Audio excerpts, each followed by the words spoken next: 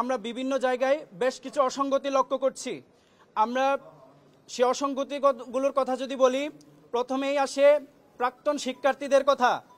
যে বিশ্ববিদ্যালয় প্রশাসন নির্বাচন কমিশন বলেছিলেন আজকে সকাল 6টা থেকে ক্যাম্পাসে কোনো সাবেক শিক্ষার্থী থাকতে পারবে না, কিন্তু আপনারা ইতিমধ্যে লক্ষ্য করেছেন যে ক্যাম্পাসে এখন পর্যন্ত সাবেক শিক্ষার্থীদের আনাগোনা লক্ষ্য করছি।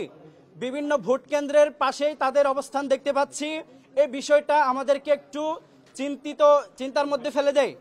তার পাশাপাশি আরও একটা বিষয় আমি আপনাদের জানিয়ে দিতে চাই, আমাদের শহীদ সালাম বরকত হলে টোটাল ভোটার সংখ্যা 299 জন, কিন্তু ওই ভোট কেন্দ্রে টোটাল ব্যালট পেপার গিয়েছে 400টা।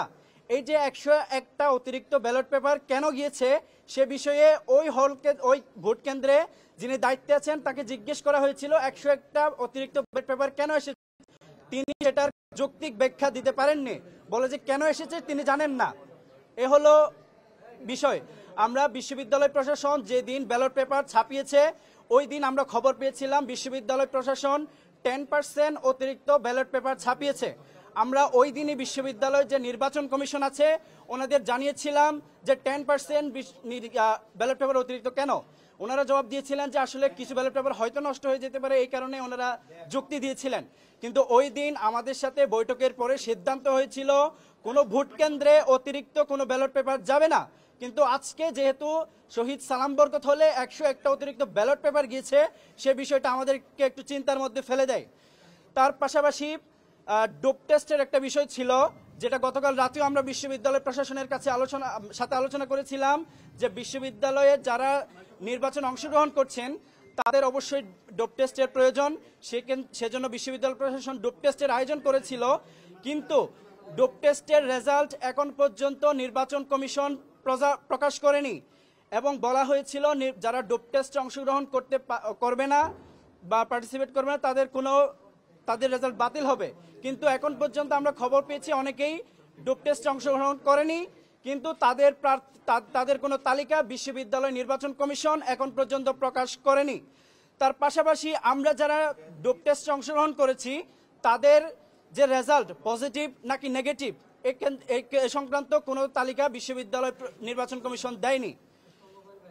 তার পাশাপাশি পোলিং এজেন্টের বিষয়ে বলি, পোলিং এজেন্টের বিষয়ে গতকাল রাতে সিদ্ধান্ত হয়েছিল যে বিশ্ববিদ্যালয় প্রশাসনকে আমরা নির্বাচন কমিশনকে জানিয়েছিলাম অবশ্যই প্রত্যেকটা ভোট কেন্দ্রে পোলিং এজেন্টের প্রয়োজন আছে।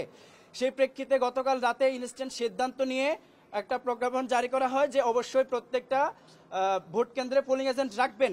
কিন্তু সকালবেলা যখন বিভিন্ন ভোট কেন্দ্রগুলোতে আমাদের পোলিং এজেন্টরা গিয়ে পরিচয় দিচ্ছেন যে আমি এখানে পোলিং এজেন্ট হিসেবে থাকবো বা বিষয়টা জানাচ্ছেন, তখন বিভিন্ন ভোট কেন্দ্র থেকে বলতেছে আমরা তো আসলে এই বিষয়টা জানি না।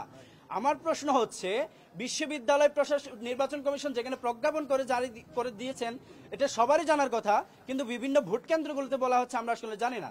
কিন্তু পরবর্তীতে বিষয়টা একটু ওই সমস্যাটা সমাধান হয়েছে। আমরা নির্বাচন কমিশনের সাথে কথা বলে আমাদের বিভিন্ন যে ভোট কেন্দ্রগুলো আছে সেগুলোতে আমরা পোলিং এজেন্ট বসিয়েছি। এই হলো নির্বাচনের সার্বিক পরিস্থিতি। আমি মনে করি যে অসঙ্গতিগুলো হচ্ছে বিশ্ববিদ্যালয় প্রশাসন অতি দ্রুত এগুলোর বিরুদ্ধে অ্যাকশন নেবেন এবং যে সাবেক শিক্ষার্থীদের যে বিষয়টা বললাম এবং হচ্ছে যে ডোপ টেস্টের বিষয়গুলো অতি দ্রুত প্রকাশ করবেন এবং সাবেক শিক্ষার্থীদের বিষয়ে যে বিষয়টা বলা হয়েছিল যে আজকে সকাল 6টা থেকে যদি কোনো সাবেক শিক্ষার্থীদের পাওয়া যায় তাহলে অবশ্যই ফৌজদারি আইনে তার বিচার করা হবে। তো আজকে যে বেশ কয়েকজন সাবেক শিক্ষার্থীদের দেখার পরে আমি নির্বাচন কমিশনকে সরাসরি জানিয়েছি, কার্যত এখন পর্যন্ত নির্বাচন কমিশন কোনো ব্যবস্থা নেয়নি। আমি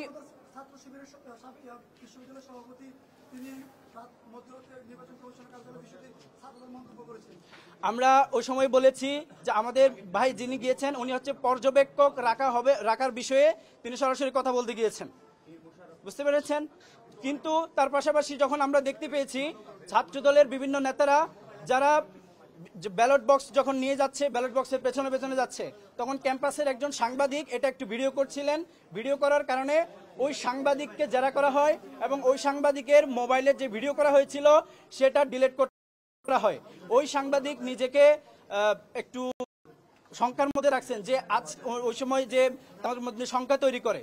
তো যে বিষয়গুলো হয়েছে আমি মনে করি অতি দ্রুত বিশ্ববিদ্যালয় প্রশাসন সে বিষয়গুলোকে সলভ করবেন এবং আমাদের ক্যাম্পাসে দীর্ঘ 33 বছর পর যে একটি নির্বাচন হতে যাচ্ছে, আমাদের বিশ্ববিদ্যালয় যে এত সুন্দর একটি নির্বাচন প্রত্যাশা করে সেটার ইতিহাসে সাক্ষী হতে যাচ্ছে।